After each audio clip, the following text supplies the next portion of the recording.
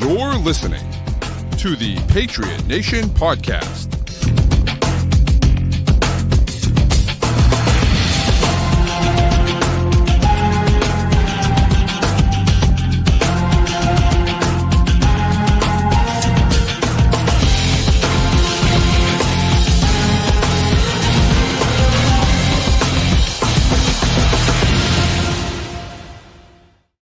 All right, welcome into another edition of the Patriot Nation Podcast. As always, your guy Pat Lane here with my man Matt St. Jean. And Matt, another winnable game lost by the Patriots. It just so incredibly frustrating to see these games end the way they did. A lot of promising stuff from the game on Sunday, I think, but at some point they're going to have to turn these losses into victories. Yep, the team is now 2-5 in one-score games this season, and a lot of bad luck in those close losses, but a lot of poor execution too.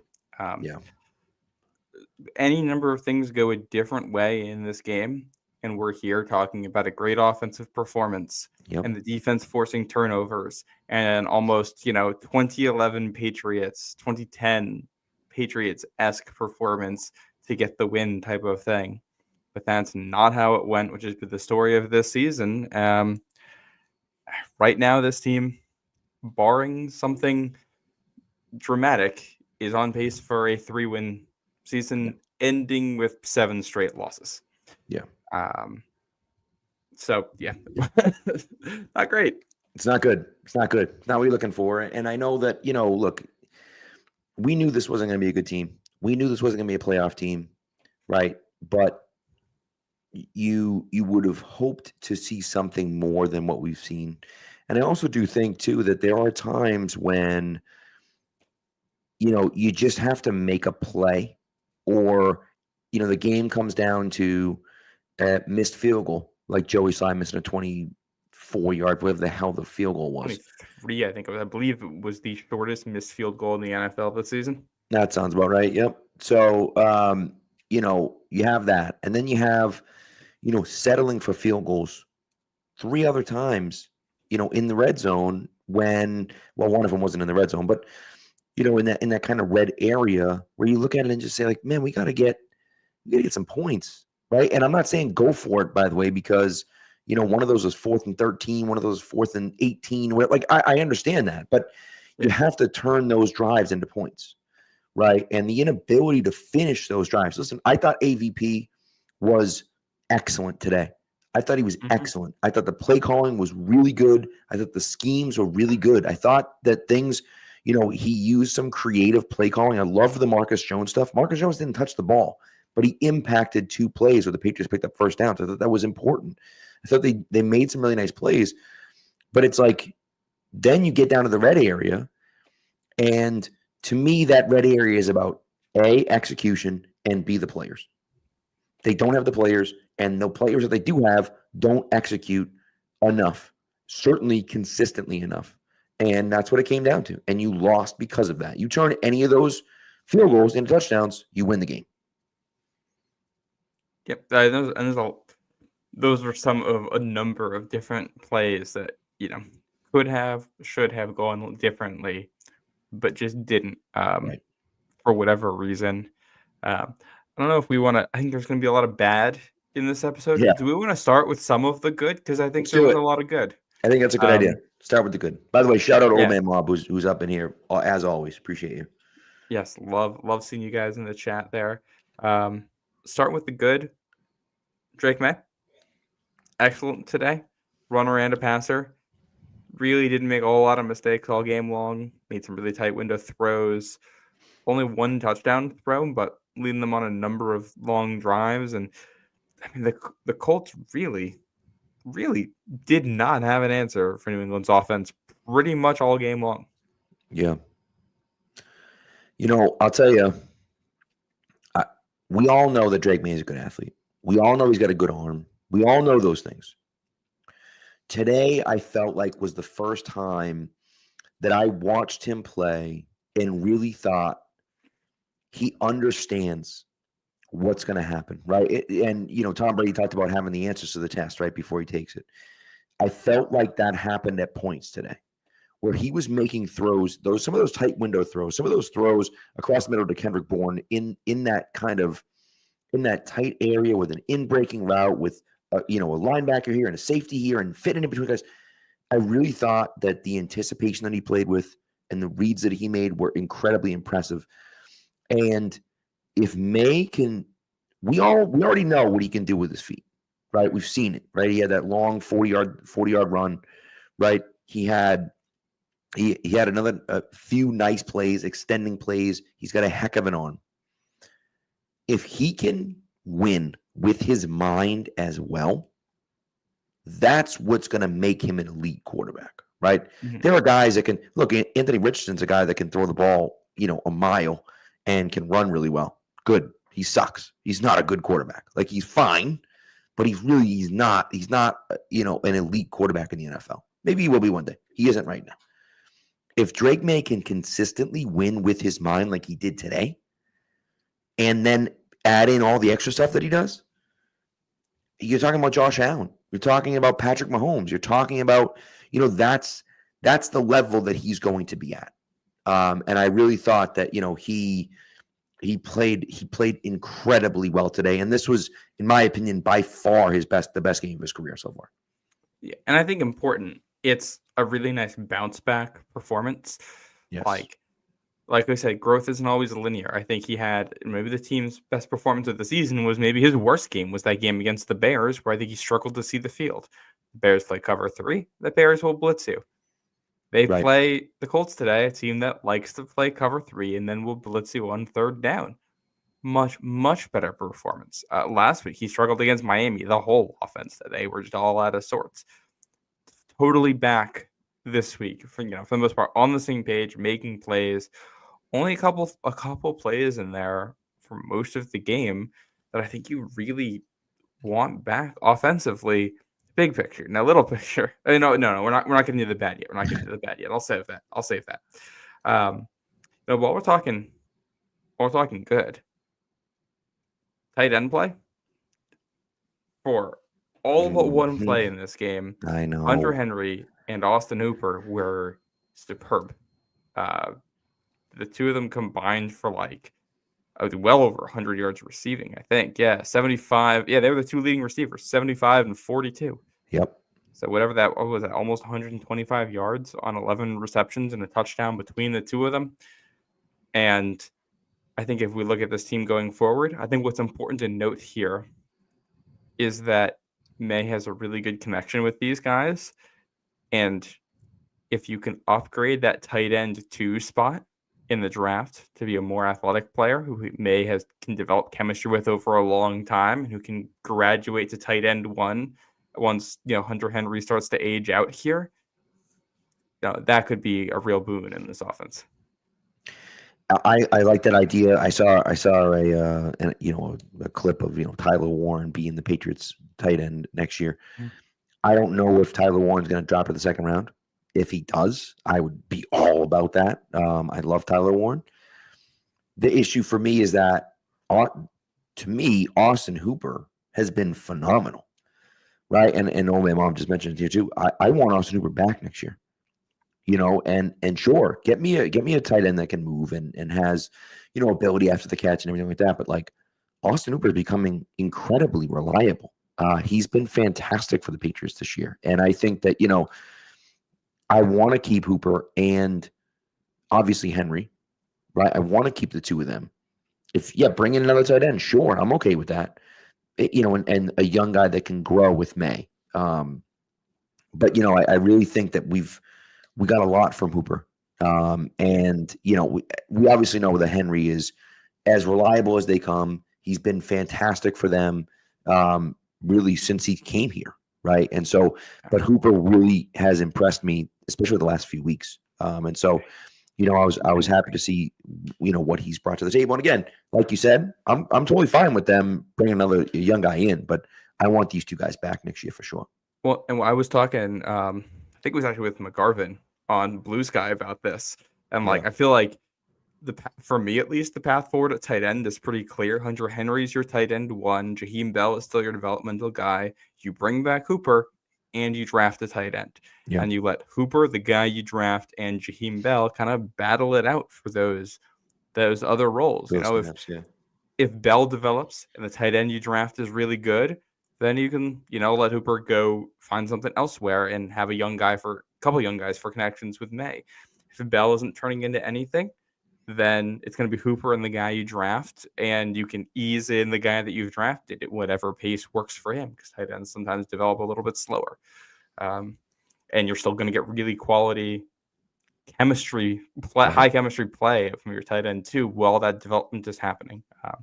I think a lot of criticism should go to Elliott Wolf for this past offseason, but the handling of tight end, which is something I think we were critical of at the time last offseason, has actually been fantastic. Yeah. Yeah. No, a lot of issues, a lot of areas that didn't work out, but that's certainly one of them. Another one that I thought paid dividends today was Antonio Gibson. Gibson, look, I think I don't know what the future holds for Ramondre Stevenson. I know they just signed him to a long-term or to a 3-year extension. I know that. But like the way that he's played this year, it doesn't make me feel good about his future prospects, right? And Elliott Wolf has been quick to move on from guys that haven't worked out. And I'm not saying that, that Ramondre is a guy that hasn't worked out, but the difference between him and Gibson when you see them run is stark. I mean, Gibson plays with some real burst. And I know that Ramondre is not necessarily that type of guy, but like he hasn't really gotten the tough yards either. I mean, so it's a little unfair at times. I get that, but like Gibson looked fantastic today. By far his best game as a Patriot. Had a really nice touchdown run. I have no idea how the hell he scored on that play. There was nothing there, and he picked up the touchdown anyways. The replay of it showed as he was coming around like the corner around the tackle, he like presses up into the tackle, and like uses him to balance and makes himself super skinny so that there's just nothing for the defender to hit. It was like watching a cat go through like a cat door or whatever. Right. It's like. Yeah, just got skinny and got through the hole. Yeah, he's been awesome. Ramondre Stevenson does not have a 100-yard game since week 1. Yeah, and the team that's been a rushing team. He's not bad. He's a good player. I think or above average player. Yeah. The issue is he might be just an above average player. He might not be, and I do think that the Ramondre and Gibson pairing is good. I think the two play off of each other well. We'll see what they do, in free agency and the draft coming up, because I think we want more depth at the position. And, I don't know. Like Ramondre Stevenson seems to wear down pretty quickly. His vision has been inconsistent. His ability to make guys miss has been inconsistent. When he was like fully healthy week 1, like he looked like a top 10 back in the NFL against the Bengals. And we haven't seen that guy since. And this has happened before. So, but by Gibson, the way, fantastic. The Bengals have the worst defense in the NFL. So as bad as the Patriots defense is, the Bengals defense is significantly worse. It's unbelievable. I mean, have you seen the numbers about they've now lost 6 games this year while scoring 25 points, which is insane. It's insane. Incredible. Yeah. Which, I mean, the Patriots scoring only 16 points in that game, when you look back at it now, is yeah. Oh my God, he didn't score. If we knew what this Bengals defense was going to be, I think our reaction to week 1 would have been very different. Agree. I would certainly agree with that. Yes. Yeah. Yeah. So sorry. Yeah, that was a wild. Juszczyk just fumbled at the goal line, like literally going in for a touchdown. Just fumbled in the Bills. I thought we were going to take it all the way back, but they took it back to midfield. And he's out for the game too. Yeah, it's bad, real bad. So yeah. I think we have a couple defensive positives too. I do. Yeah. Defensively, I thought, obviously Gonzo, like clearly, like Gonzo. So good. Do we have to keep, I don't even think we have to keep talking about how good Gonzo is. I don't know if he gets the respect. He's finally starting to get a little bit more respect around the league. I think, was it, Tyreek Hill loves him. Tyreek Hill definitely loves him. But there was another, who was the, who the hell was the guy? They wrote for the Ringer, but now he writes for someone else. And he said that he should be so many people. He should be an All-Pro this year. Oh, is that Ben Solak? It was Ben Solak. Thank you. I think isn't he still at the Ringer? Or Maybe he at the still is. Athletic? You know what? I was thinking he used to be at the Athletic, and now he's at the Ringer. I feel like those two, he's at ESPN now. That's what it is. Oh, that's it. You're right. Yeah. So, and listen, I mean, there's, and Brandon's right. Like, I did say he's been targeted. Allegedly, he's been targeted quite a lot this year. But he's an eraser. That interception today was phenomenal because he forced that. Like, it looked like he was wide open. It really did look like he was wide open, but he made it look like he was wide open, and then he just cut in front of him and picked it off. And then should have gotten a 15-yard penalty after that because he got ripped down by his face mask. But I loved watching him play. On the other side, I thought Alex Austin had a really good game. And Alex Austin is a guy that you and I have disagreed with about Alex Austin in the past. I think Alex Austin is a legitimate NFL corner. I think we saw that today at moments. I also thought it was interesting that Isaiah Bolden got some run today, mostly opposite Alec Pierce, right? With that big, tall, fast guy. That's what Isaiah Bolden is, right? But yeah. I was happy to see that. I wish he was out there more often, to be honest with you. I don't know why he's not on a kick return. I don't know why they're just not using him. It doesn't make sense to me because they don't have a ton of explosive athletes. And so I feel like we should be used, but either way, whatever. Is Bolden that explosive of an athlete? I think he's a pretty good athlete, man. He was a great kick returner. I mean, it was at Jackson State, so maybe that's not the case. I don't know. But I don't know. Well, either way, it was interesting for me to see him out there a little bit. I thought Alex Austin, though, played really well. So I was happy to see Alex Austin play. We know we have in Gonzo. Gonzo's a legit cornerback one. Like, he's a legit cornerback one. Should be an all-pro this year. Like, he's played that well that he should be an all-pro this year. And so we'll see. Yeah. Oh, I was confusing Bolden with somebody else. I forgot that he ran a 4.3. Yeah, Bolden's real fast. Yeah, I don't know who I'm confusing with. Yeah, he's got that athleticism. Yeah, I thought Austin was a good. Obviously, you talked about the Gonzo pick, which was an incredible play to make up that ground and make the catch. The other in that spot in the game, you just went up 7. Yep. Middle of the fourth quarter, you intercept the quarterback in midfield. It should be like a borderline game-ending play. Unfortunately, it isn't. The other play he made that I thought was fantastic was on, I believe it was 3rd and goal in that last sequence. Oh, yeah.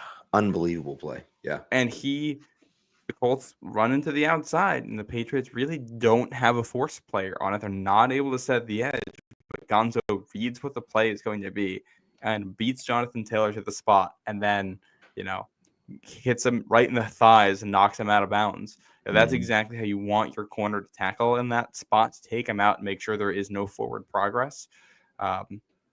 Perfect. Like, he made 2 plays that would go down as game-winning plays if certain things go differently here. Yeah. So great stuff. Alex Austin, outside of the pass interference, which, tough play. Can't hold a guy like that. Really good. I'll have to see how Isaiah Bolden did when I watch back the film. But, just there's not many days where you're going to see your defense give up this much of an offensive performance. Like, they really didn't stop the Colts that much today, and you're going to feel good about your secondary. It was not the corners at no point today were really an issue. They did a fantastic job. Yeah, the run fits, that's a different story. But the corners I thought were played pretty well. Yeah. And again, Gonzo, Marcus Jones had a really nice pass breakup on a deep ball. He continues to make plays. And again, a small guy. He's small, right? But and I was reading in my article, the amount of, I feel like when Marcus is on the field, if he touches the ball or if he's around the play, that's he can make something happen every single time. Yeah. And I really thought that, he made a really nice play there, made a really nice pass breakup. He had a few tackles as well. And then, for me, honestly, it comes down to then, they get him on offense. First we had 2 nice punt returns. But they get him on offense, and I loved what they did. I mentioned earlier, but I loved what they did offensively, which is He used him as a decoy. He didn't even touch the ball, but use him as a decoy was really good. And so, and again, you don't have a lot of elite athletes. So when you have elite athletes, get them to do as much as you can, and they certainly did that. I don't know how on his second punt return, I have no idea how he picked up 12 yards. No clue. He got hit right away, but he got 12 yards out of it. No idea. So he's a sensational athlete and, a guy that needs to continue to touch the ball as much as he can. Yeah, that little shovel pass play design they drew up with, loved it. Pony personnel with 2 running backs, where one of your running backs is Marcus Jones, and you pitch it to the tight end. That's amazing. And this is, I know it has been a talking point at points about Alex Van Pelt that he has this boring, uncreative offense, which I think for some parts of it is not an unfair description, the way he wants to play football. But I think that ignores a lot of the stuff he did in Cleveland. If it takes one game into Cleveland's film last year to see some of the most outrageous things that you have ever seen on a football field, they were just doing crazy stuff. They were just putting players in spots. And I feel like as the years gone along and the players have gotten more comfortable and adjusted into the offense and everything, they've tried more stuff. They're having fun with it, and you get fun, cool plays out of it. Yeah. Which is awesome. I have genuinely been impressed by Alex Van Pelt as of late. And I think of the coaches on this coaching staff, he is the one that should feel the best about how he's performed this season right now. I agree. And we'll talk about, there was a report that from Burt Breer saying that, Mayo was, for all intents and purposes, Mayo was safe. And I don't necessarily, I think that makes sense, right? That Mayo would be safe. Because they understand it's a long process. You tweeted something out, which I thought was interesting. Basically saying that if the front office thinks that they have something better, that it's okay to make a move, right? And I think that makes a lot of sense. I personally think they should stick with Gerard Mayo. But if they look at it and say, you know what, we really feel like going in a different direction will help the team. He's not getting the guys to play the way that we need them to play. We don't think that he gives us the best chance to win. We're going to move on with someone else. I wouldn't necessarily fault them for that. I just do think, I also want to be careful because you run the risk of if you're doing too much and you're changing things too quickly, you're also not giving the time that these guys need. Mayo inherited one of the worst, arguably the worst depth chart in the league. This might be the worst roster in the league, right? And I think the culture they're trying to build is one of, when you play well, when you work hard, we reward you for that, right? And I think that that's part of why they tried to re-sign the guys that were good players for them. They re-signed Duggar. And they re-signed, Barnemore's a great player, but they re-signed Duggar. They re-signed Ramondre. They re-signed Mike Onwenu. They re-signed, and so and Anthony Jennings. They re-signed these guys that are good, but not great, but they're good. But it's important. It was important for them to do that because they said, we want to reward these guys that have worked hard and played hard for us. They may not be superstars, but we're showing that, hey, we're going to reward our own guys, which is fine. It's kind of backfired on them a little bit. Now, I don't know if Kyle Duggar's hurt or not. He's looked awful. And that's a problem, right? And so, that's frustrating. Ramondre, as we already talked about, hasn't looked good. Mike Onwenu has looked pretty bad this year, pretty much across the board. He's struggled in almost every game. And so it's these guys that, really is just tough. It's really tough. Do we want to go to break and then come back and talk negatives in the coaching staff? Yeah, let's do that. Yeah. Let's that's a good plan. All right. So as you know, I'm here talking about Prize Picks because you know that Prize Picks, of course, is the best place to get real money sports action with over 10 million members and billions of dollars in awarded winnings. PrizePicks has made daily fantasy sports accessible to all. You just pick more or less on at least 2 players for a shot to win up to 100 times your cash. Run your game all season long on PrizePicks. Now, as I've mentioned to you, right, PrizePicks put their members first. So all withdrawals are fast, safe, and secure. When my picks hit, I can get my money in as quick as 15 minutes. Come on now. Okay. Now, not only that, but they do have Venmo for withdrawal and deposit now, which you can't beat. By the way, finally hit a lineup this week. You know it, baby. I used my Tyreek Hill. They're the Thanksgiving Day special this week. So all I had to do was pick over 0.5 receiving yards, which just barely hit at the end. He had a few catches at the end of the game, but he was struggling for a while. I had Jonnu Smith for more than 3.5 receptions. He finished with 10. And I had Drake May for more than 28.5 rushing yards. Of course, he finished with 59. Worked out. So what I want you to do is I want you to sign up today. You're going to download the PrizePicks app. You're going to put in the promo code CLNS.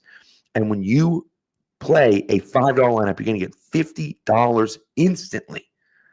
Once again, download the PrizePicks app, put in the promo code CLNS, and you're going to get $50 instantly when you play your first $5 lineup. You do not have to win your $5 lineup. You just have to play it. PrizePicks. Run your game. Okay, there we go. Yeah, people are, the Mayo stuff drives me a little batty, right? Well, do you want me to expand on my thoughts? Yeah, on my little go ahead. thread? Yeah, go ahead. Yeah, so I had basically tweeted out, like, barring something crazy, this team's headed for a 3-14 finish. That's worse than they were last year. Yep. Like, very rarely, I think, in the NFL, do you see ownership make a big change and then have the team get worse the next season, and especially if that season ends very poorly and you end up bringing back the coaching staff. Usually there's change. Do you want to know the last time a first-year head coach finished the season with at least a 7-game losing streak? This coach also, coincidentally, finished the year with 3 wins. You want to know who that coach was? Sure. Yeah, it's a name that's been in the news lately. Matt Eberflus. Oh, yes. Won 3 games his first year with the Bears. I don't think they've won after that game in New England, so it was a lot longer than a 7-game losing streak. Yeah. They ended up bringing him back. I think you look at that now and you say that was probably a mistake. Do I think that Gerard Mayo is responsible for most of what's wrong with this team right now? No. But I don't think that should be the question that's being asked right now. I think the question should be, is he the right man for next year? Is Gerard Mayo going to be the best head coach for this football team in 2025? He might be. I don't think we can definitively say no to that, but I don't feel comfortable definitively saying yes right now either. Right. Knowing who some of the options out there could be. We thought May was a developmental guy on the Josh Allen path who you're hoping by year 3 turns into something. He's ahead of that. He's a good player right now. He was one of the best quarterbacks in the NFL today. He's been excellent. A young developmental head coach is great. They have some talent to win right now at quarterback. They're going to have a high draft pick, and they are going to have a lot of money to spend in free agency. You should not be going into next season with this head coaching staff if you are not comfortable with this head coaching staff, if you have questions about them. I think it's kind of the same thing we talked about with Bill last year. Like, forget the age, forget the contract, forget all of that. With what we saw from Bill last year, things didn't look great. There were a lot of issues with the team, a lot of discipline issues, and you never want to go into a year that's defining for your franchise knowing that you don't think you actually trust the coaching staff. We've seen the Bears do this 3 quarterbacks in a row. Let's see how things look over the final 4 games coming out of the bye. If they get a win in there, I'm probably going to be changing my tune because they will have beaten a good team in the process. You'll see some growth here.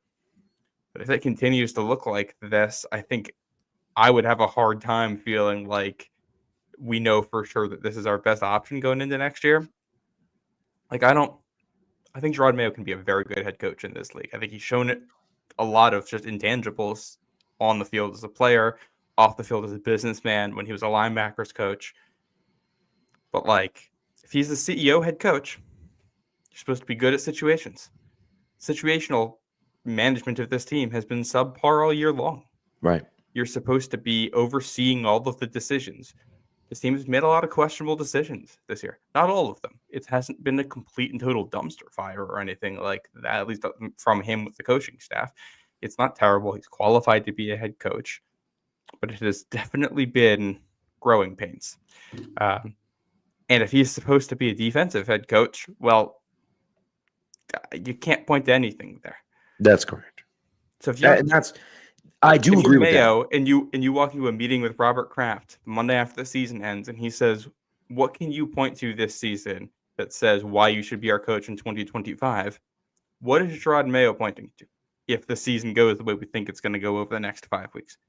Development of Drake May is definitely one of them, and I think that is 100% fair. I think they've handled that well. Yep. I'm not sure if you can point to anything else and say, "Hey, this is something that says I got to be the coach of this team next year." Right. And I agree with that. I do wholeheartedly agree with that. I think you look at it and you do wonder, like, what's his kind of claim to fame, right? What can he look at it and really that puts a feather in his cap, right? And there's not much. I will say this roster is horrendous. Just like really, really, really bad, horrendous, right? He's not the reason they're this bad. Right. And so, and then of course part of that is that, and what I don't like that they did was that they brought in Gerard Mayo, a first-year head coach. They brought in AVP, a first-year offensive coordinator. They brought in DeMarcus Covington, a first-year defensive coordinator. They brought in Scott Peters, a first-year offensive line coach.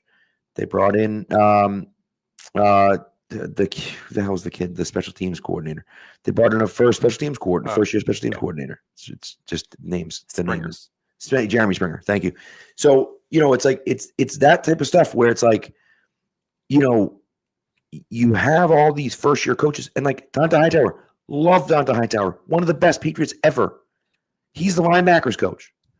He's never coached a day in his life ever.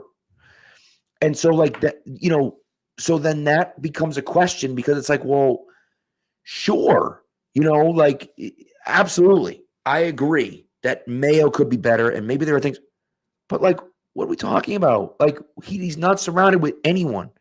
They're all young guys. They're all learning. They're all this.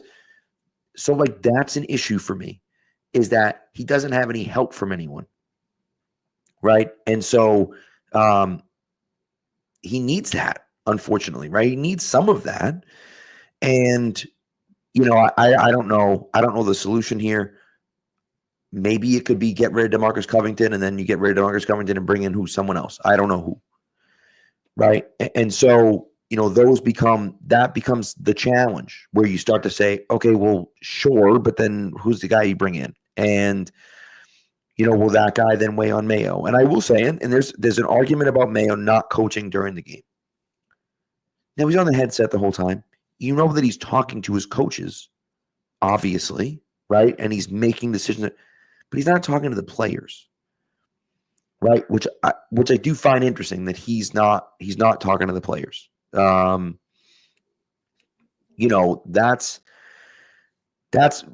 one of those things for me that I look at it and I worry about. But I mean, I don't know. I think that if the front office is comfortable with Mayo, I think it's okay keeping him. But again, you have to have a plan. There has to be a plan in place. It's not running it back with this exact same coaching staff. There's got to be a few guys that go. They have to. Yeah. And that's it's not working. If this is a results-based business, this team wins 3 games and is worse than last year. You cannot go into the next season with all of the same faces. You just can't do it. That's inexcusable. Right. And not just that. I mean, they will have underperformed their win total because their expectation was 4.5 wins. You can't, if you're finishing at 3 when you were expected for 4.5. Right. Like, that's tough. And like, I don't know. I think Covington should definitely have a very hot seat right now, and I love him. I think he was a fantastic positional coach for this team. Right. I think based on what we've seen, he'll probably be a coach in the NFL for a long time. If Belichick's back next year, he'll probably just land wherever Bill goes. Great. Yep. Doesn't mean he needs to be a defensive coordinator next year. Springer, I mean, I don't think that their special teams have been awful or anything. They've largely been pretty good, but it's tough when you have an overtime game where you get a field goal block that could have essentially put the game on ice against Seattle. Yep. It's tough when today, you miss a short field goal. From what I could tell, looking at things, it's a miscommunication between the kicker and the holder about holding technique or something How's that along even those happen? lines. How does that happen? Week 13. What are we talking about? It's been the same guys all year long. It's shorter than an extra point. How are we still making these mistakes? I mean, really, like the only guy on the coaching staff where I'm like, I think he's generally done a good job and there's been improvement throughout the years, Alex Van Pelt. Right. I'd like to keep him. If Mayo goes, then I think we're probably going to be new offensive coordinator. You would think. Yeah, well, and if Mayo goes, just the way things happen, it'll probably be an offensive head coach that comes in next, and he's going to bring his own people and his own system and all that. Right. I would keep Scott Peters. I haven't been thrilled by the job he's done, but with something like that, I do want multiple year continuity, so I'd want to bring him back if possible. But and this goes up to the front office too. I don't think Elliott Wolf has done a horrendous job. You picked Drake May. You deserve credit for that. Gibson, Hooper, great additions. Generally speaking, I liked the approach to re-sign a lot of your own players and play it slow and then kind of go into 2025 and see where your holes are at that point and address them. Big picture, I don't have an issue with the approach. Look at the details. You reach on a wide receiver in the second round. Mm-hmm. He has been horrendous. Yep. You reached on a tackle. He's been hurt, but when he played, he was not good. You took a guard who I'm not sure was a scheme fit, who has really struggled for them. Now, I think he looked better today, so we'll put a pause on that. Rest the wide receiver in the 4th round, who can barely get on the field in a bad receiving core. I mean, I think Jakeem Bell's been fine. Marcellus Dial has been fine. I got no issues with Joe Milton right now, but there's a lot of bad picks in there so far. Mm-hmm. And it doesn't mean Gerard Mayo could be a good head coach in this league next season. Elliott Wolf could nail this offseason, and we're not even talking about this in a year. Belichick had an awful first draft. But you should not just say, oh, well, we knew we were going to stink. We'll just keep it all for next year. No, there needs to be some tough questions asked and probably some new faces, at least at the coordinator level next year. Right. I mean, I totally agree. By the way, Josh Allen just threw a touchdown pass to himself. I just saw the clip. I saw the clip of that. Just breaking to the subject here. How in the hell is that not stopped forward progress in the play? Because it's the Josh Bills. Allen's on my fantasy team. I'm not going to complain too much. Because it's the Bills. That's why. That's the only reason why. I think refs just stink, to be honest. Yeah, they do. They do. But, to your point about Belichick's first draft, I mean, he did draft Tom Brady in 2000, right? Great. So fantastic. Kind of nailed that one. But Adrian Clem, bum. J.R. Redmond had made 2 really nice plays in the Super Bowl. Other than that, bum. Greg Robinson Randall started a few games for them, bum. Dave, I don't even know. I can't even pronounce his last name. Is that the tight end or something? Yeah, never he didn't make played. the team, I don't think. Jeff Marriott literally doesn't have I literally can't click on Pro Football Reference. So just so we're on the same page about who that is. Antoine Harris, who had a really nice return after Troy Brown flipping the ball, but bum. And he forced a fumble in the Super Bowl, I'm pretty sure. Little helmet right on the ball at midfield. You may be right. I don't remember if he forced that or if he was the one that recovered that, but he was involved in that play. Okay. David Nugent never did anything. Casey Tisdale. Wasn't Nugent the guy? Was he the one who was he interviewed in the Dynasty, or is that somebody else I'm thinking of? I think it was. I think he went to Michigan. didn't he? No, he went to Purdue. He was the guy who was yeah. roommates with Brady. He's the guy Yeah. that was roommates with Brady. Yes, correct. Yes. So anyway, but and then Patrick Pass, arguably my favorite quote ever was about Patrick Pass. Patrick said that what coach was talking about him, and he said that boy's as soft as puppy poo, and I just it's so good. But anyways, I forgot they drafted Patrick Pass that year. I'm gonna be honest, I he was rarely the ever seventh round. scroll It's not past like, pick. Patrick Pass was a legend. I rarely scroll past pick 199 in that draft. They also took Jawan Cherry, the defensive back, in the supplemental draft that year. So there you go. Killed it. He and was. So it's just. Did he? Oh no, I'm thinking of Gerard Cherry. Yeah, Gerard Cherry, right? Didn't they take when was that? They took Gerard Cherry. He was. I don't remember. I don't even know if they took him, but I think he was on the 04 team. Okay. So then the following year, see, this is where it is. The following year, he drafts Seymour and then Matt Light, and then the rest of it's crap. I mean, just absolute garbage after those two. But and it's like, and that's why I'm not. I don't think anyone in this staff deserves to be like totally condemned. I don't think anyone is completely incompetent. I think they're all trying their hardest. They've seen. I think generally there has been an improvement throughout the year as they figured things out. I think outside of that Bengals game in week 1, the floor on this team started lower than we thought it was going to be. And the road towards improvement has been very, very bumpy all year long. And, there may be a blocked field goal against Seattle away from hitting that 4-win mark. There are a missed field goal today or a bobbled interception in the end zone today away from hitting the 4-win mark today. The Titans game, you recover a fumble on the kickoff in overtime, and you might hit the 4-win mark. This team could have 6 wins right now, but this is the nature of the NFL. It is a results business, and Mayo may be safe for next year, and if that's how they're going to play it, that's how they're going to play it. I hope it works out.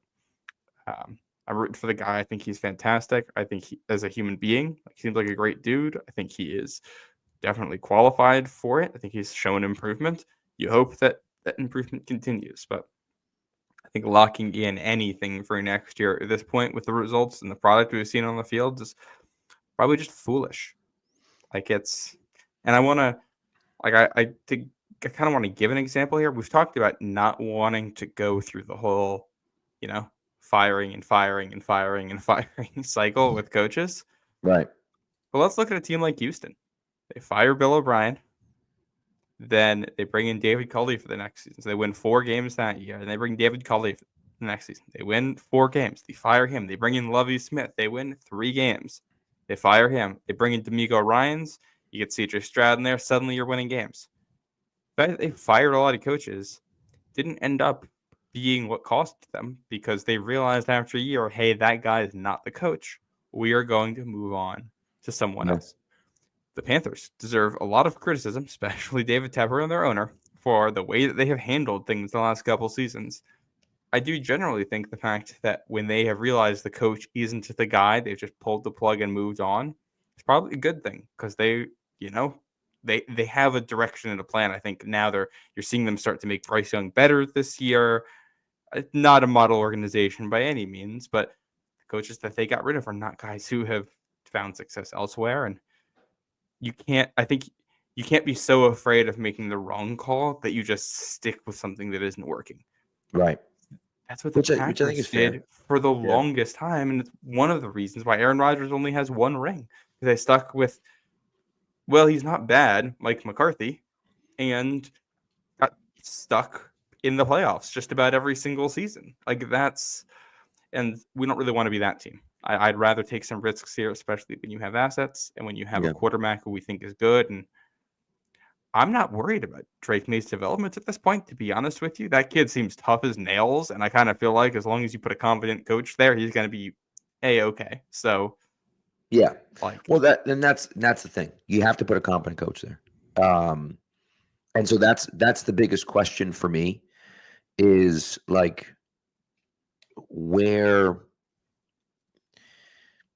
who's going to be that next guy, right? Obviously, everyone in the chat saying Ben Johnson, obviously. But like That may not be the guy, right? Now, going into last offseason, everyone was talking about Bobby Slowick. Doesn't seem like Bobby Slowick is, people in Houston have turned on Bobby Slowick just a bit. I didn't think he was that good last year. I think he just happened to be the offensive coordinator Right. when they drafted a good quarterback. So I don't like that. I don't want Bobby Slowick. So now the question becomes, okay, if it's not Bobby Slowick and it's not Ben Johnson, because you got to assume Ben Johnson's going to go somewhere else. But maybe he won't. First of all, I don't think we should assume that. If what Ben Johnson is looking for is a great situation, like a chance to come to England with Drake May and these resources and the recent tradition that this history has, I think seems way more appealing than what they've got going on in Chicago. Like, I'd rather have Drake May than Caleb Williams right now.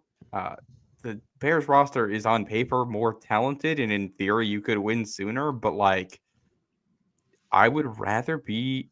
I think that would at least be a fair fight between New England and Chicago for a potential destination there. And I think the way Drake May plays football fits much better with what Ben Johnson does too.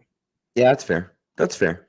But I just think that I don't know. I think Chicago is a significantly. If it were me choosing, I would look at Chicago, right? And I would say, man, they got and I love Drake May. I feel like Caleb is a beast. I don't know. And they have a ton of talent on that team. Now again, I know the Patriots have a lot of money, but how many of those guys are going to be available? Who's going to be available by the time, free agency actually starts? You can have all the money in the world. If there aren't free agents, it doesn't matter. It just doesn't make a difference. Wait, I think there are going to be some free agents that can help. I will also say on the Brad, yeah. I get a little bit concerned about whoever the trendy hire is every cycle, because the trendy hire seems to work out less than you would hope it does. And I don't know. When I think of young offensive genius who's the hot head coach everyone wants for the young quarterback, my mind immediately flicks back to Josh McDaniels. What if Dan Campbell is the reason that's as good as it is? Right. Ben Johnson just doesn't have that ability to connect with his players. Correct. And isn't that emotional leader. Right. It might not work. And that is the other part of this. Just because I'm saying all of these things about Gerard Mayo and the current coaching staff doesn't mean I think it's a guarantee they need to move on from him. It means that they need to take that option seriously and look at who potential other coaches could be and try to evaluate internally, do we think this is better or not? There's going to be risk involved no matter what they do here, whether they decide to stay or change. Right. I don't think Ben Johnson is even close to a guaranteed success. I think most coaches are not going to be a guaranteed success. But with the play on the field this year, I think you'd be foolish to not look at the options. Yeah. I listen, and you're not wrong about that. I don't think you're wrong about that. I just think that, I don't know. It scares me. That's all. It scares me. It worries me. I'm not worried about moving on from DeMarcus Covington. I think it's pretty obvious that needs to happen. I think that it's gotten worse defensively. I do think I would like Mayo to step up a little bit more. Mm-hmm. And I haven't seen that from him. And so if that's the case and he continues to not do that and intervene, right? You look at the defense and say, what the hell's going on over here? And then say, okay, I'm taking over for a bit. This can't happen this way. And he's not taking over for the defense, which I don't like. It's right. This is again, I think one of my questions on this whole thing. I think a lot of people agree that there needs to be change with the defensive coaching. What has been said is that they need a more experienced defensive coordinator to come in. Right. Well, we're going to bring in a very experienced defensive coordinator. It wouldn't be him, but a Wade Phillips type, someone, a grizzled vet who they can just plug in there. Alex Van Pelt is very clearly the head coach of the offense, and he has his own guys that he's working with. And people have said he's a young guy. He hasn't been a play caller before, but he's been an offensive coordinator for a long time. He's very comfortable with that. Well, if he's running his show at offensive coordinator, and you got a defensive coordinator who's running his show there, what does Gerard Mayo do? Like, the only thing he's going to do is top-down management and kind of final situational calls and reviewing with these guys. Mhm. Have we seen enough from him in the past year to say that we think he's anything special in that role? He could be better. Like, he could improve, but I haven't. He's no Bill Belichick with that stuff right now.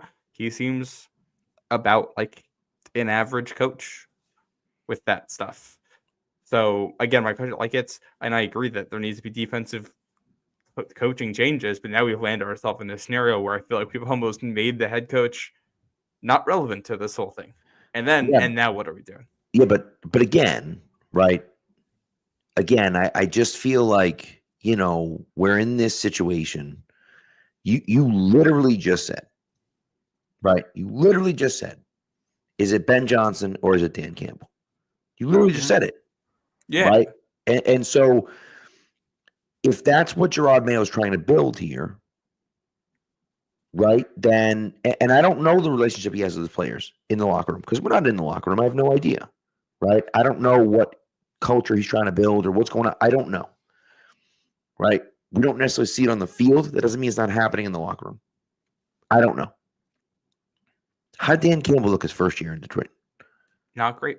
Like that culture didn't come together until the end of year 2. Correct.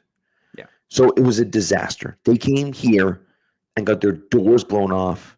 In year 2, they came here and got their doors blown off by Bailey Zappi, right, and the Patriots. They looked like an embarrassment, but they continued to work. By the way, they had way more talent than the Patriots have, like so much more talent than the Patriots have. But, for me personally, I looked at it and said, all right, they're building a culture. They're building whatever. Then they brought in the guys that they thought could build that culture, right? They got killed for their draft last year, and they hit on all those guys, all of them, right? And so now, is that what Gerard Mayo is doing? I don't know, right? I don't know. And there's a strong argument that he isn't doing that right now, right? And so, I don't. That's not necessarily an argument for saying, well, he has to, he has to stay. All I'm saying is that I wouldn't use that as an argument against him to say, well, if he's the CEO head coach, then like, why do we care? What matter? What does it matter who the head coach is? You know what I mean? If he's, and I shouldn't have said it doesn't matter, but I do think that people are very bought into the culture of Gerard Mayo. The players seem to like him a lot. That doesn't go unnoticed here, and I think that is important. So, it's potential. It's possible that culture is building, and that what they need is Gerard Mayo with a more experienced defensive coordinator, where Mayo can be the CEO and focus on the culture and the decisions and the high-level stuff. Maybe that is the best way to handle this. Right. I don't want to leave a stone unturned here. I guess my only point here was that if we're getting to that point where that's what we're expecting of Mayo, then you should also probably be considering other options. And I know that Mike Vrabel's name gets thrown around, Brian Dable's name gets thrown around.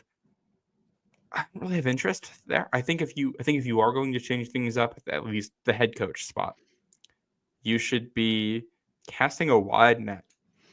You kept things the way they were this year because the idea was that things were pretty good under Bill, but he'd gotten older, things had gotten stale, and then you did the same general approach, but younger, fresher, revived, that kind of thing. Right. If they've made the determination that this isn't working, you're under no obligation to hold yourself to, well, it has to be somebody from this tree. Cast a wide net. See where you can find a good coach. If you cast a wide net and you come back to Mike Vrabel, then sure. Don't just say, all right, well, one linebacker didn't work. Let's try the other one. That's not, even if it does end up working out in the long run, that's not really good process on it. I would agree. Yeah, I'd agree with that. Yeah. So, and we haven't even talked about we'll do the ad break and then talk about the game. Let's do the ad break and then we'll talk about the game. But yeah, we're gonna get out of here quick. Yeah. All right. Let me talk to you guys right now about game time. It's football season. a lot of people may have just watched a lot of college football yesterday, this Saturday. As a Michigan fan, I certainly was tuned in for their win. We got big college football playoff games, bowl games, championship games, conference championships next weekend. We got playoff games coming up soon. And who doesn't love going to an environment like that? I was actually checking out a game, Tulane at Army, the American Conference Championship game. It's going to be right up near me at West Point, right up here in the Northeast. You can go with Game Time. Game Time Picks makes it easier than ever to go. I was looking. You can get into that game for like $50 and go see some high quality football with the winner potentially going to the college football playoff. We'll see how it goes. Game Time Picks makes it easy to filter down to see the cheapest available tickets, the highest value tickets, the spots where you can get a great view. You can hit all-in pricing so that the price you see is the price you pay. You can hover over the little bubble to see, click on it and see what your view is going to be if you buy those tickets. It makes the whole process super easy. Now has me thinking about going to a little conference championship game action this Friday. We'll see if it ends up happening, but if it does, it'll be possible because of Game Time making it super easy to do. And they got a low price guarantee, or they're going to credit you with 110% of the difference. Take the guesswork out of buying tickets with Game Time. Download the Game Time app, create an account, and use code CLNS for $20 off your first purchase. Terms apply. Again, create an account and redeem code CLNS for $20 off. Download Game Time today. What time is it? Game Time. All right. Okay. You want to talk about the game? Yeah, we didn't. We did our ups list, and then did 30 minutes on the coaching staff. So we should probably do our downs list here, since they did lose, and it was a heartbreaker. Yes. There's a lot. Kyle Duggar, I already mentioned, had a crap game again. He's just so frustrating to watch sometimes. It's so frustrating. And I think defensively, I don't know. Everyone outside of the run game was just, the run fits are just awful. They're just awful every week. It drives me crazy. I don't get it. And it's very frustrating. And from a linebacker perspective, I don't know. It's brutal. They gave up. Let me pull up some of the stats here. The Colts had a 54% success rate on the day, 58% when running the ball, 56% on third and fourth down. I think they went 3 for 3 on fourth down too. Yeah. Just not good enough there. Nope. I think what's tough here too, defense forced 2 turnovers, and I still did not feel great about their overall performance. No. And this defense is lately been bend and then break. Right. That's what it was today. And I think the game-winning drive is really the perfect, exemplification of that, including penalties. It was a 21-play drive. Yeah. 21 plays. So you're getting them to the spot where you can deliver the knockout punch time and time again on that last drive, and you just can't land the blow. Yeah. Talent is certainly a factor there, but just you got picked apart by a quarterback who wasn't very good. Maybe we look back on this in a month, and it's a game where we look at this in the Jets game, and we see that Anthony Richardson is finally blossoming into what he can be. But as things stand right now, he had some sprays. I didn't think he was anything crazy good. Colts could have had an even better day if the receivers didn't drop some balls, which has been a factor for them all year long. Yeah. And you just couldn't get the stops when you needed them from any part of the front seven of your defense. Yeah. I'm just going to say I think Anthony Richardson stinks. I think he stinks. I think he's no good. Maybe he'll get there someday. I don't know. I don't see it. I just don't see it. I just think he's got a really nice deep ball. But again, it's like the hard stuff for me is plays like on those fourth down plays where it's like everyone in the world knows. Everyone in the world knows it's an Anthony Richardson sweep. Everyone knows. Everyone can see it. You just can't get it done. and they just pick it up easily. And you're just like, come on, every time? Like, come on, you know?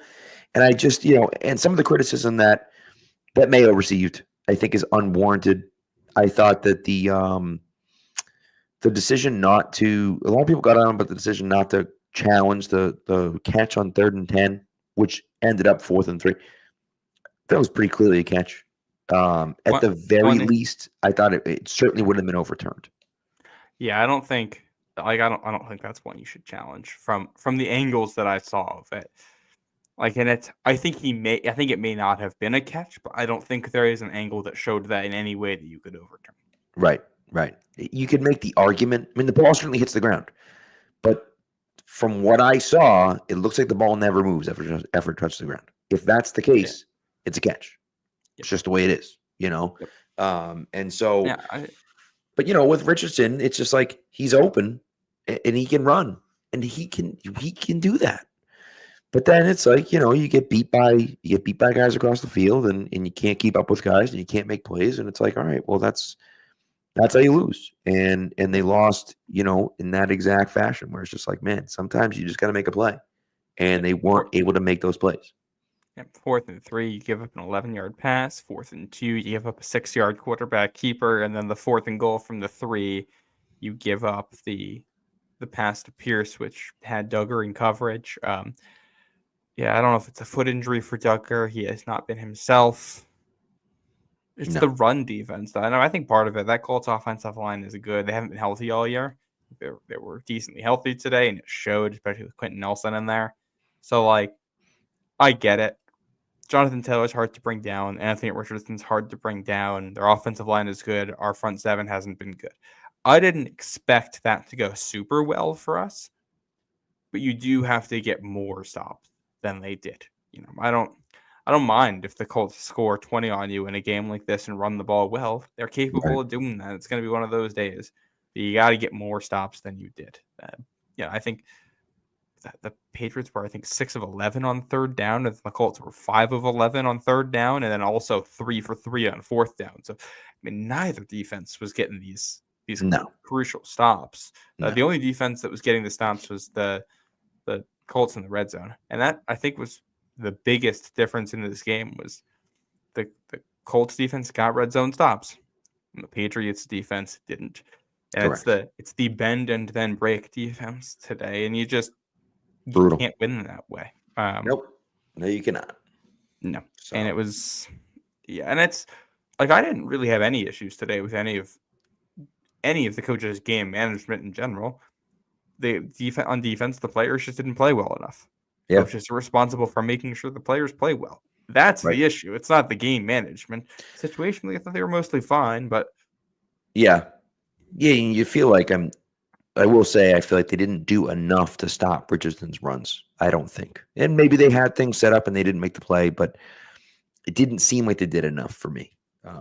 And that's like the actual play calling and the execution and making sure guys are coached up on how you want to react there. And you'll have to get into the film this week to see specifically what it was. And maybe it's just players getting beat. Maybe they're calling the right things and the players can't execute it and they're not good enough. And if that's how it is, that's how it is. But and then, I tell you about situational. I thought the general game management was good. The execution, situationally, was just bad. Brutal. Real bad. The Patriots had 3 or 4 opportunities to stamp a dagger into the Colts, and they couldn't do it. The first one is going to be right before the half when there's a number of them here. The Patriots' first drive of the game, you get to the Colts' 5-yard line, and you don't score a touchdown. The second drive of the game, you get to the Colts' 2-yard line, and you can't get into the end zone. The next one, you didn't get as close. You essentially go 3 and out, but you started in field goal range, so you kick the field goal out of it. And then you finally get a touchdown, and it's 26-14. You got a chance to go up by 2 scores going into the half, and you can't execute in the red zone. I didn't have any issues with the play calling here. They just didn't do a good enough job. Guys can't get open. Running lanes aren't big enough. And then you miss the field goal on top of it. So, a 19-14 game stays a 16-14 game, and game that ended the way it did, those 3 points matter a ton. And then the next drive, you get all the way down to the Colts 7-yard line, and May misses on a throw by a tiny bit. Hunter Henry knocks it into the air, and you're going the other way. Got to catch the ball. Throw's got to be in a better spot. Right. And it's simple. It's simple plays like that where you have to be able to make a play. That's 10 points off the board right there. Yeah. Right. Yeah. And it's not just that, but it's also the performances, right? You look at Mike Onwenu. What's Mike Onwenu doing? Why is he holding down the goal line? What are you doing? You don't need to do that. Don't need to hold there. Ramonde's got the edge. He's going to score. Your hold nullifies it. Well, and especially you can't hold in that spot because even if you don't have the guy, that is going to be what, a 3-yard loss? Right. That's much, much, much better than a 10-yard loss. Yeah. What are we doing? Yeah. It's frustrating. And that's, those are the types of things. And then the next play, Layden Robinson tackles this guy, and you're just like, you get back-to-back holding calls. And you're like, come on. Like, they just can't. That's the frustrating stuff for me where, it's like you talk about, okay, well, things could be better or this could be that or whatever. It's just like, no, that's garbage. Like, you can't. Those are the types of plays that cannot happen. Yep.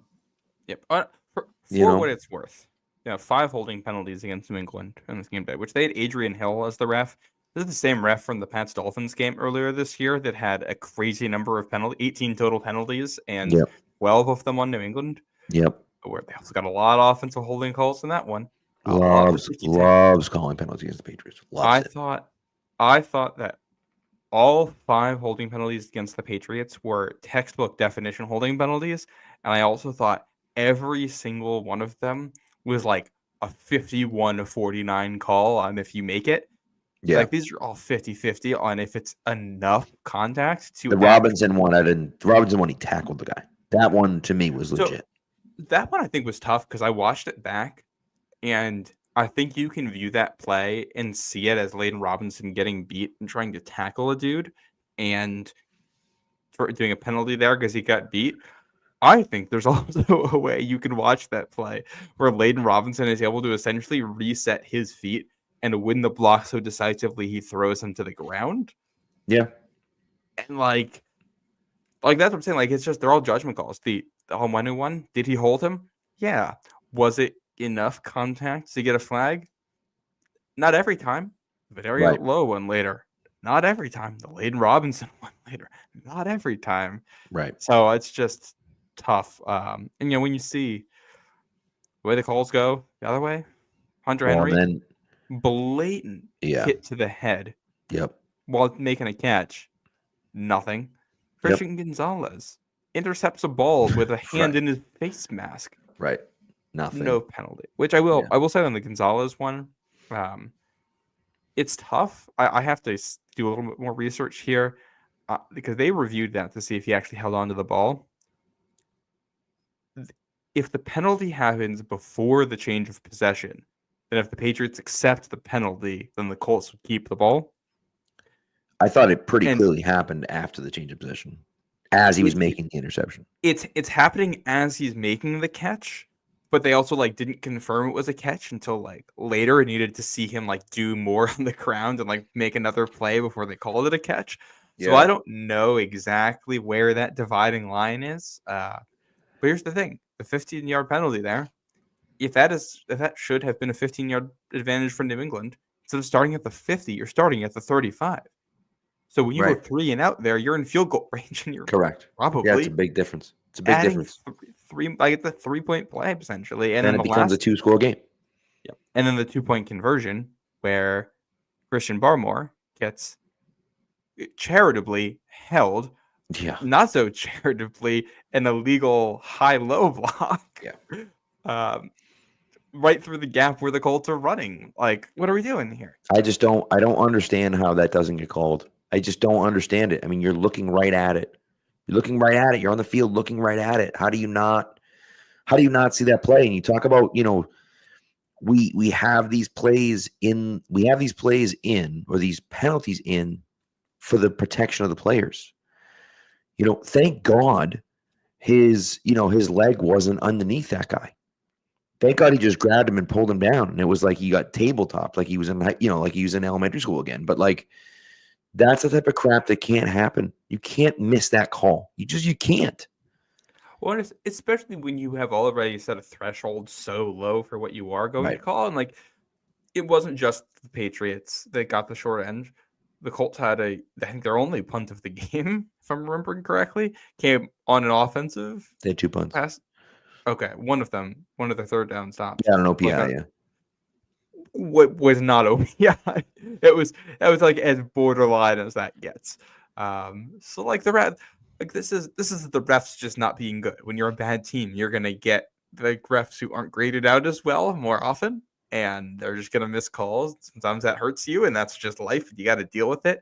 But like, it stinks that since at least the beginning of last year, we've seen a number of Patriots players take hits to the head or other shots that could injure you and not have penalties on it. And, Yep. And unfortunately, when you're a bad team, you don't get those calls. But like, it doesn't matter that you don't get those calls when you're a bad team. It's still frustrating when you see it. Yeah. And this is a game, it's literally a 1-point game that came down to essentially the final play.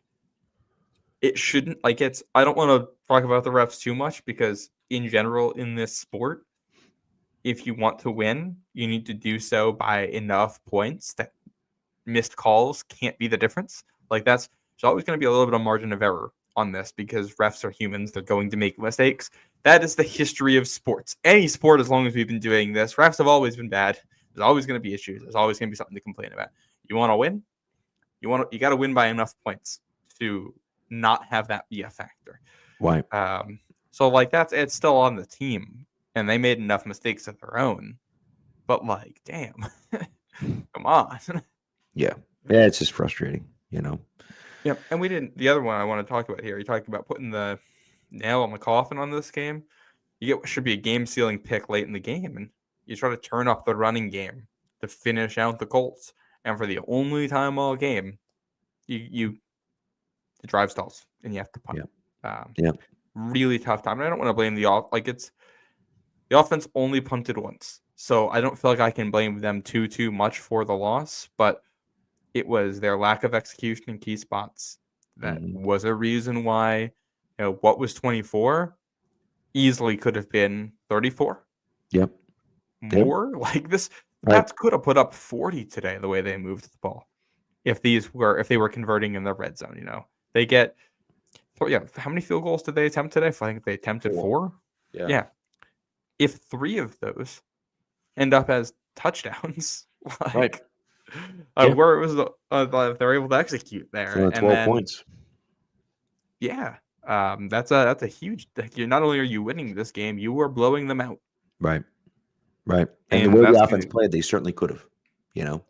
So, and then obviously the missed field goal from that range, unacceptable. I did think they did a good job on that very last drive of getting in range to do something. That was great situational execution to get to a point where you can either go for the field goal or the Hail Mary. And Sly came up like 2 yards short on what would have been a NFL record game-winning field goal.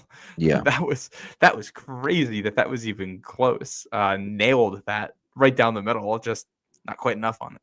Well, I will say, I thought he was nuts for attempting a 68-yard field goal. I was like, what are we doing attempting a 68-yard field goal? But after watching how close he got, I couldn't believe it. I couldn't believe it. And so, for me, as much as I was like, what the hell are we doing here? I also have to kind of tip my cap and say, well, you weren't wrong. If he was 2 yards further up, that was in. Right. And he sets the record at 66 instead of 68, and the Patriots win, which is insane. And it was that close. I like those odds. I like those odds better than the Hail Mary, especially when your offensive line isn't that good. And they don't have a lot of big body guys who I trust to run 50 yards down the field and then make a catch. No. Bob Douglas isn't doing that. No. Austin Hooper, Hunter Henry might be able to make the catch, but are they gonna get down the field? Well, that's the thing. They're not gonna get down there. Yeah, it's like, all right, we're gonna put the game's on the line. It's gonna be, Hunter Henry, Jalen Polk, Javon Baker and Keyshawn Booty, or Kendrick Bourne is out there as one of these guys. Right. So yeah, I didn't hate the decision making. But yeah, it's one of those days. None of those close plays go your way, and that's life in the NFL. But it's happened a lot this year. Yeah. And that's the frustrating thing is like when it continues to happen and it happens over and over and over again. That's the frustrating thing for me. And it's literally a coordination issue. And the field goal, that's a coordination issue. The following in the red zone, talent as well. But yeah. Now, when he said that, Sly said there was a miscommunication between him, he didn't do a good enough job. I like, what do you even talk? What does that even mean? And I will say, and I don't know for sure, what the situation was or what he's looking for in that spot. But for me, oh my God, dude, the Bills just the Niners are just giving up. It's embarrassing. The Bill, it might be coming back, but the Bills is trying to punt for touchdown. But anyways, for me, when I looked at it, I just think that I've lost my train of thought because of the stupid punt return. I'm sorry. I totally lost it. I lost it. Oh no, what Sly's talking like, I don't know what the hell the coordination has to be with Sly, but like, what are you doing, guy? You didn't figure it out. You didn't like talk to the holder before the play. Like, what the hell are you talking about? It's the only thing you're doing. Yeah, it's crazy. Again, it's figure it out. Like, it's not. Yeah. I think there are probably reasonable explanations for why it went wrong. Figure it out. Don't let those explanations impact the final result. That's just you can't do it. It's the 100%. NFL. Yeah, 100%. And I also do think too that I think at least, and I might be wrong about this, I think he's missed multiple times from that hash. I think he stinks on the left hash. I might be wrong about that. Maybe I'm seeing things. My dad pointed out to me too. But I feel like the left hash, I tweeted something out, but no one responded to me. I tagged Lazar, Mike Reese, and Taylor, but none of them responded to me. But either way, I don't know. I think it could be a left hash thing. Maybe it isn't. I don't know. But that's I couldn't possibly answer. I'll have to go back and look. What is tough? I think Sly has generally been very good for them this year. Obviously, he almost made he did set the franchise record earlier this year, and he almost set the NFL record on a game winner. Right. But it's just tough that they've lost 5 games by a score. In 4 of them, there's been a field goal missed. One of them was a block, which I don't blame on him. Another was a 56-yarder, so that's fine. But there's 2 games where you missed a field goal under 40 yards. Yeah. And you lose. Lost by score. One of them was this one, and the other one was the Miami game. Yeah. Where the drive ends in the red zone. And it's like they should have won today. They should have won the Miami game. I think those are, everything else aside, you should be winning those 2 games. If they win those 2 games, they're 5 and whatever right now, and I think we're feeling better. But they're not making these plays, and the coaches need to find a way to make it work better. Yeah. Yeah. By the way, when we're talking about the refs here, how about that? How about the spot on the Drake May run? It's just like, what are we even looking at? The fact that Mayo even had to challenge that. Like, why does Mayo even have to challenge that? They clearly were thinking, oh, it's a slide who's giving up or something. Like, that's the only way that makes sense. But he wasn't. He was just tumbling into it. Like, he wasn't. He very clearly got to the line to gain. I thought for sure they weren't going to overturn it the way the day was going. So they got it wrong the first time. I'll give them credit at least for correcting it appropriately. But shouldn't have had to. So tough. And then I don't think there's anything else that stands out for the positives or for the negatives in this game. It's going to be so painful to go watch that last drive because they had so many chances to make a stop and they just couldn't do it. It was, you need a touchdown. It wasn't like you're up by 3. So at least if you allow a field goal, you go to overtime. Like, they needed the touchdown. Everybody knows the whole drive. You need the touchdown. When they get them all the way to 4th down, they get them all the way to 4th down and they can't make the stop. And it's just like, that's so frustrating. Yeah. You got to 3rd and 9 converted by the penalty on Alex Austin. Yep. There's something else. Yeah, that was a big 3rd down. Yep, a 3rd and 1. It's just like not a lot of big plays, but too many 8 or 11 or 6-yard play, 9-yard play, 7-yard play, another 11-yard, and 8-yard. Like too many of those. Which I think talent will help next year. A fully healthy Barmore, a healthy Bentley. A game like this probably doesn't happen. You probably end up winning. That is the difference. But these are the cards you're dealt. Got to try to find a way to win it, and they didn't do it. Yeah. Yep. So is what it is. This is the first Colts win at Gillette Stadium since 2006. It's wild. That's wild. By the way, the Colts did win last year, and the Patriots technically were the home team when they lost to the Colts last year. So they haven't lost. They haven't won an away game against the Patriots since 2006. Or one at Gillette, yeah, but they won they won a road game at New England last year.